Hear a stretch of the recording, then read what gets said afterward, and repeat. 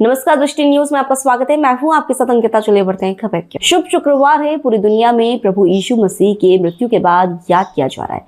दुनिया के कोने कोने में बलिदान 2100 साल बाद भी आज जीवन है।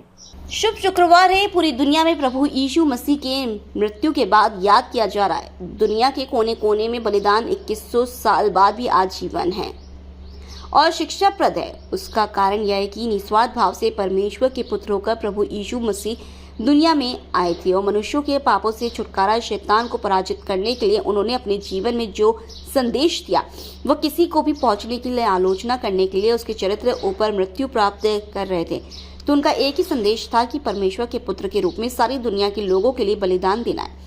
अब किसी व्यक्ति को मनुष्य पहुंच किसी भी धर्म का हो, किसी भी जाति का हो, किसी भी वर्ग का हो, उसको किसी पशु का बलिदान करने की आवश्यकता नहीं है, पक्षी का बलिदान करने की आवश्यकता नहीं है। केवल उसको देखना है और पुरुष के ऊपर से दिया गया बलिदान उसको धन्यवाद देते हुए ग्रहण करना है। जी ब्रदर, आज गुड फ्राइडे। देखिए, आज शुभ शुक्रवार है और पूरी दुनिया में प्रभु यीशु मसीह के क्रूसिफिकेशन, क्रूस की मृत्यु को याद किया जा रहा है, स्मरण किया जा रहा है।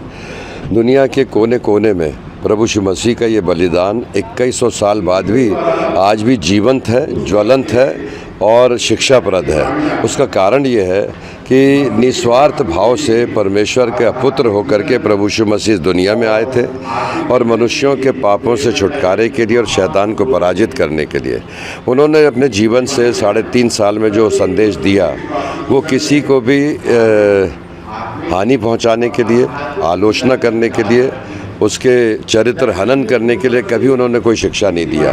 जब वो क्रूस के ऊपर मृत्यु प्राप्त कर रहे थे तो उनका एक ही संदेश था कि परमेश्वर के इकलौते पुत्र के रूप में वो सारी दुनिया के लोगों के लिए बलिदान दे रहे हैं। अब किसी व्यक्ति को, मनुष्य को, चाहे किसी भी धर्म का हो, किसी भी जाति का हो, किसी भी वर्ग का हो, उसको किसी पशु का बलिदान करने की आवश्यकता नहीं है, पक्षी का बलिदान करने की आवश्यकता नहीं है, आटे और मैदा का बलिदान करने की आवश्यकता नहीं। केवल उसको क्रूस की ओर देखना है और क्रूस के ऊपर से दिया गया बलिदान उसको धन्यवाद देते हुए ग्रहण करना है, जिससे उसके पापों की क्षमा मिल सके।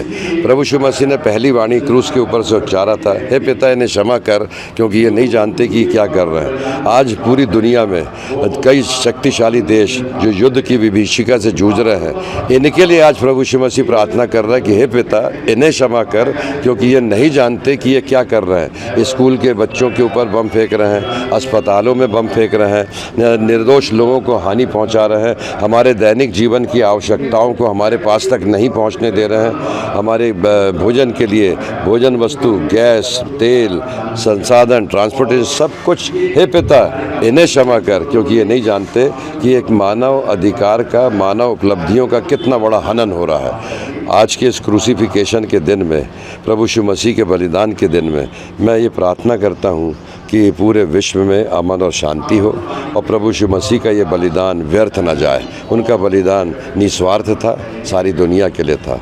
आप सबको आशीष।